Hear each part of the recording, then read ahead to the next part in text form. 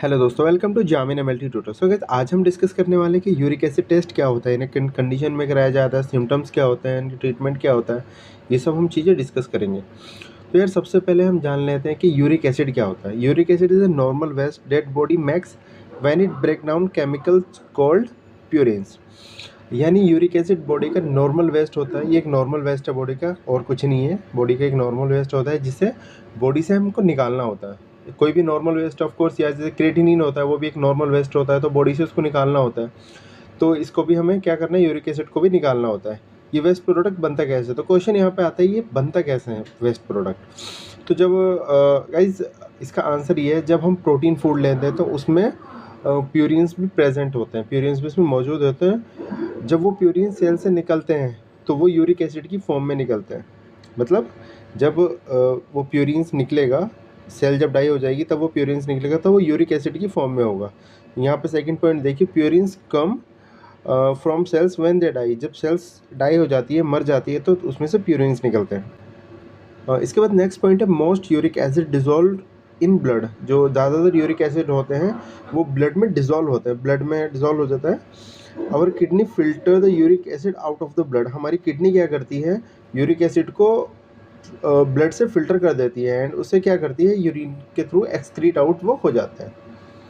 Then इसके बाद, if uric acid builds up in blood. अगर यूरिक एसिड ब्लड में बिल्डअप हो जाते हैं, मतलब बहुत ज़्यादा एक्यूमुलेट हो जाते हैं, it can form needle shape crystal in the in and around the joints is, and this condition is called gout।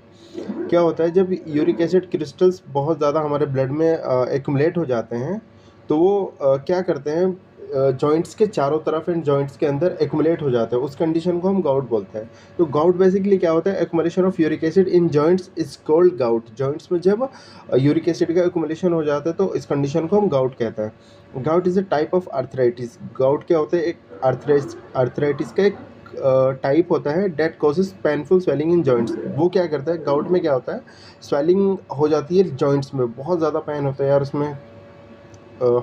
मैं खुद जानता हूँ, क्योंकि मेरे एक पड़ोसी को हो रखा है, तो मैंने देखा था वहाँ पे। बहुत ज़्यादा पेन हो जाता है जब ये गाउट की कंडीशन होती है। एक आर्थराइटिस का टाइप होता है that causes painful swelling in joints. इसमें क्या होता है, जॉइंट्स में बहुत ज़्यादा पेनफुल स्वेलिंग हो जाती है। इसके बाद नेक्स्ट पॉइंट है, high uric acid can also cause kidney stone और kidney failure. High uric acid में क्या होता है, ये किडनी फेलियर और किडनी स्टोन्स का भी एक कॉज बन सकता है, उसको भी कॉज कर सकता है। एक पॉइंट यहाँ पे नोट करने वाला है, हर किडनी डिसऑर्डर का रिलेशनशिप यूरिक एसिड के बढ़ने से नहीं होता। मतलब और भी कारण हो सकते हैं, ऐसा नहीं कि यूरिक एसिड बढ़ेगा तो तभी किडनी डिसऑर्डर होगा, और भी बहुत सारे रीज़न हो सकते हैं, जैसे क्रिएटिनिन बढ़ जाता है। देन इसके बाद हम देखते हैं purpose of uric acid test. इसका पर्पस क्या होता है यूरिक एसिड टेस्ट को कराने का। तो पहला पॉइंट है, diagnose and monitor people with gout. मतलब लोगों में ये डायग्नोस करना कि गाउट है या नहीं, उनको मॉनिटर करना, डायग्नोस करना, यही होता है।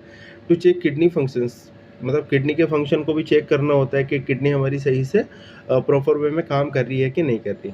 To find out the cause of kidney stone, मतलब किडनी स्टोन अगर किसको हो गया है तो उसके कोज को फाइंड आउट करने के लिए भी हम यूरिक एसिड टेस्ट करते हैं। इसके बाद 4 पॉइंट है, to diagnose the kidney disorder. Kidney disorder को डायग्नोज करने के लिए, पता लगाने के लिए भी हम यूरिक एसिड टेस्ट करते हैं।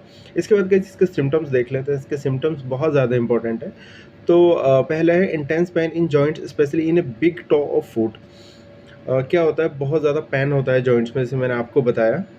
और जो हमारे मतलब स्पेशली क्या होता है, जो हमारे पैर का अंगूठा होता है ना, पैर का जो अंगूठा होता है वहाँ पे भी बहुत ज़्यादा स्वेलिंग हो जाती है, रेडनेस हो जाती है। तो मेनली वहीं पे होता है स्वेलिंग इन जॉइंट्स। जॉइंट्स में स्वेलिंग हो जाती है, रेडनेस इन जॉइंट्स, जॉइंट्स में रेडनेस हो जाती है, जैसे मैंने आपको अभी बताया। And feeling warm in joints. Joints में क्या होता है, बहुत ज़्यादा वार्म फीलिंग होने लगती है, गर्म गर्म सा महसूस होता है हम लोगों को। तो गाइस मिलते हैं नेक्स्ट वीडियो में, जब तक के लिए गुड बाय। एंड आपको हमारी वीडियो कैसी लगी आप कमेंट करके बता सकते हैं।